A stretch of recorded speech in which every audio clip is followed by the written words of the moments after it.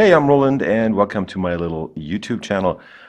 We went to China last week with Huawei, and we had a chance to actually get a Moto M. So I guess this is kind of the first unboxing or kind of hands-on video that is not a Chinese dub here on YouTube. And yeah, this is it. This is the Chinese version. It's coming out in the United Emirates.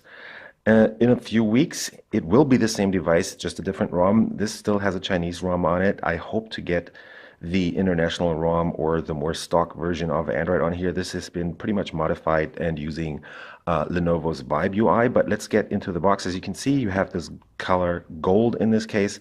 The white silver version wasn't available yet when we went over there.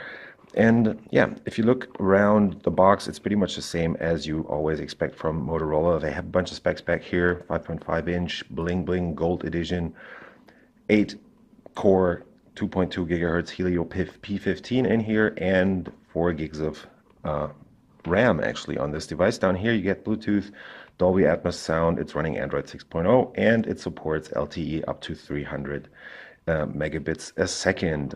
But I'll tell you more about the specs in a sec. Let's just dive into the box for now.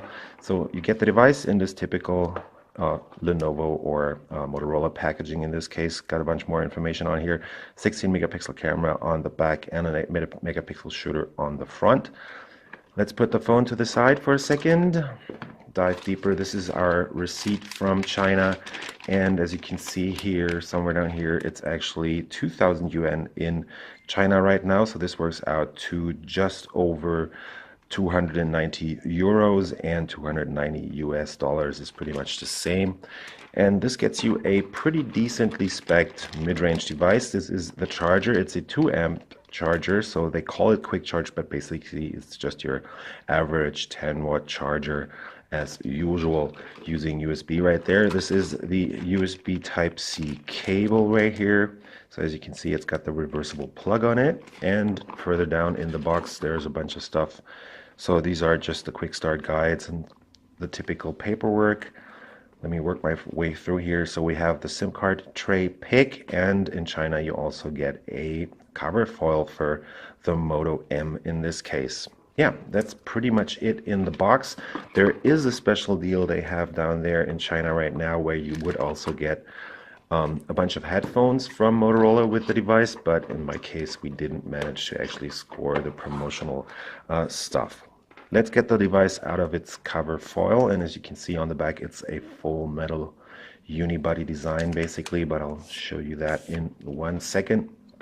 I have already set this up, been playing around with it a tiny bit. Let me just quickly unlock this right here.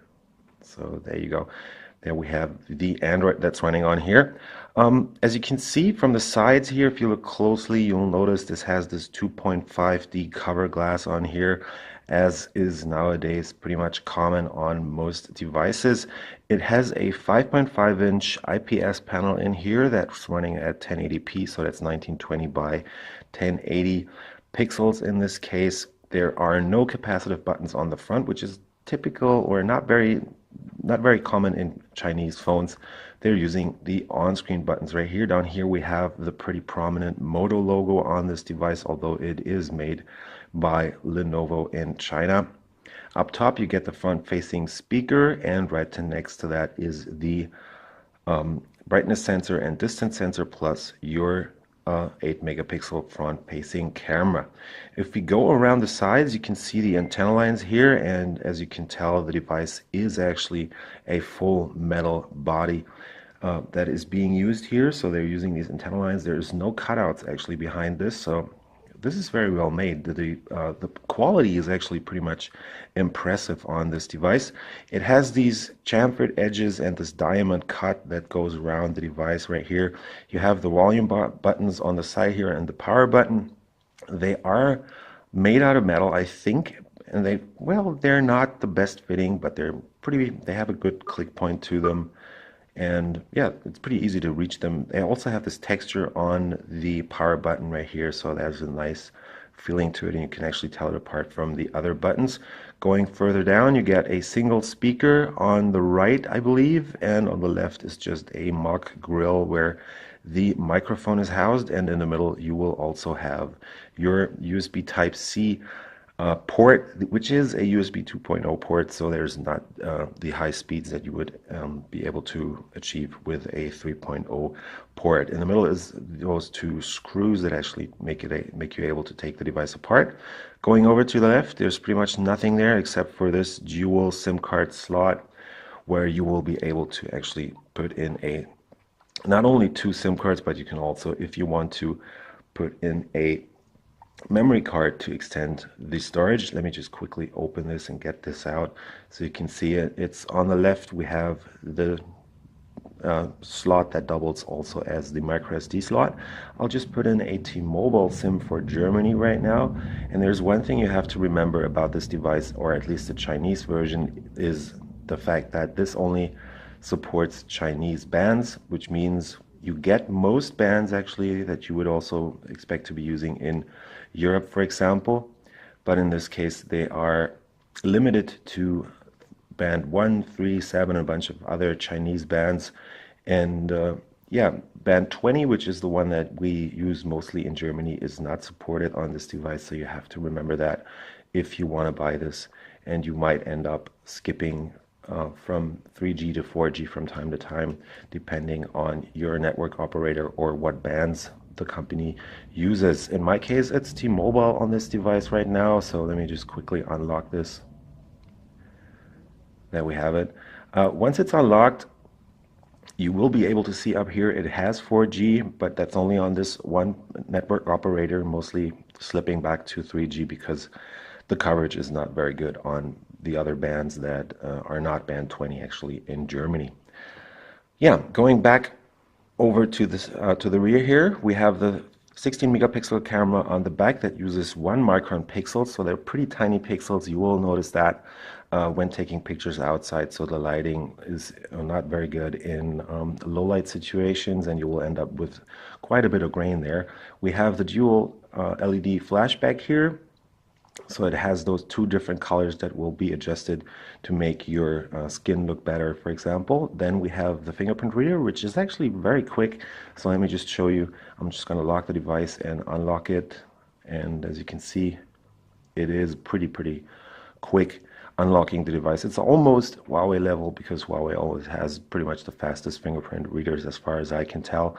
The whole thing is packaged in this pretty good looking gold casing right here. The only Motorola logo on the back is pretty much the only thing that you will see on the back, because what they've done is they've moved most of the regulatory information over here to the side. So as you can see, there's a bunch of stuff mentioned there. And yeah, that's pretty much it. The whole thing weighs in at 168 grams, I believe, and it is 7.85 millimeters thick, so it's not the thinnest device. You get the MediaTek Helio P15 in here, so that's a faster version of the Helio P10, and I have been running a bunch of benchmarks on here, and I'll try and find my my scores actually, if I can only manage to. That's the hard part about it right now. So I've run Antutu on here, and as you can see, you score just under 54,000 points on this. I've also had 55,000, so it's a typical mid-range result that you would expect from the Helio P15 on here. There's 4 gigs of RAM, and you also have 32 gigs of internal flash storage. So let me just quickly show you how much space is still left. So you end up with around 24 gigabytes of usable storage on this device once you are all set up. Again, it supports AC Wi-Fi. It also has dual band support, so 2.4 and 5 gigahertz bands are supported. LTE up to 300 megabits, depending on what bands are supported in your country. That's the most important part about this device.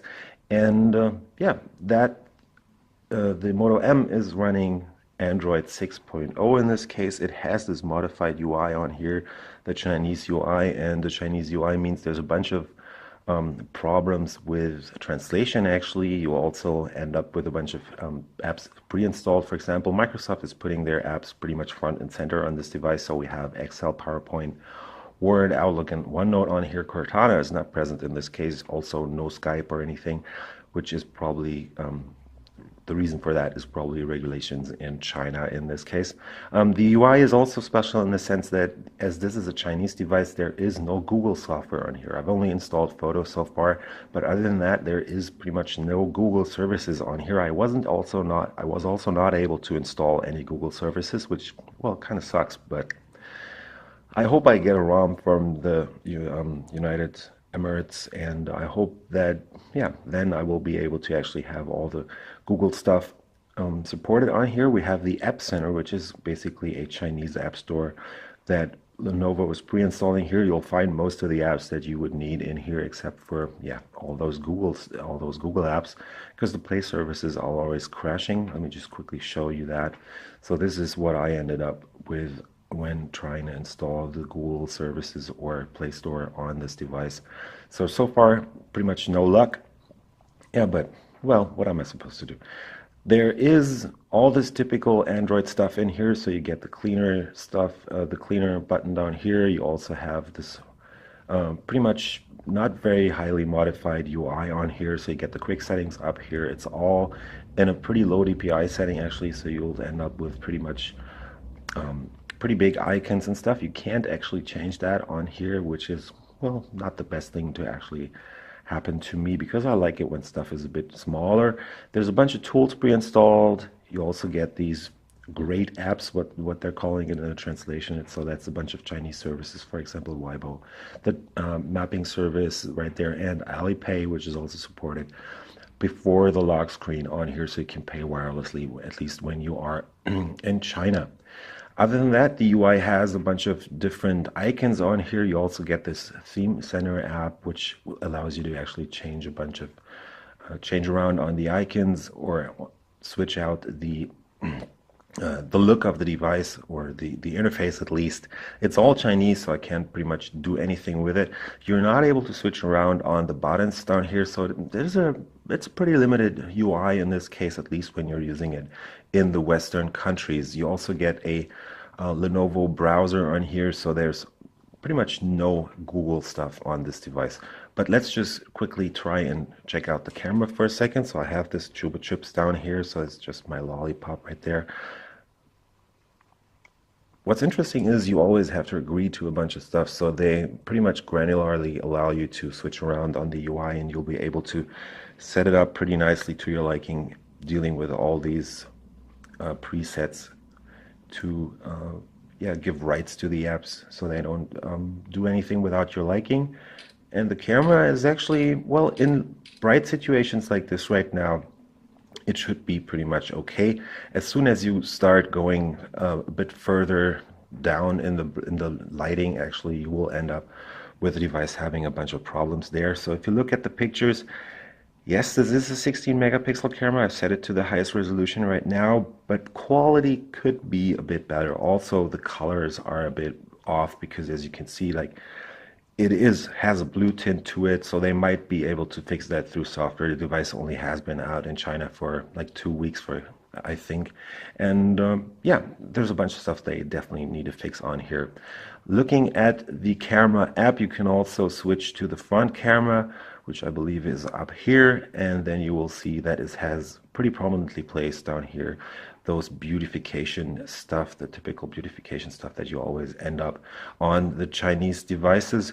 The front-facing camera is actually pretty decent because it has this 8 megapixel sensor. Let me just quickly snap a shot right here, and we'll take a closer look at my ugly face, and yeah, you'll see.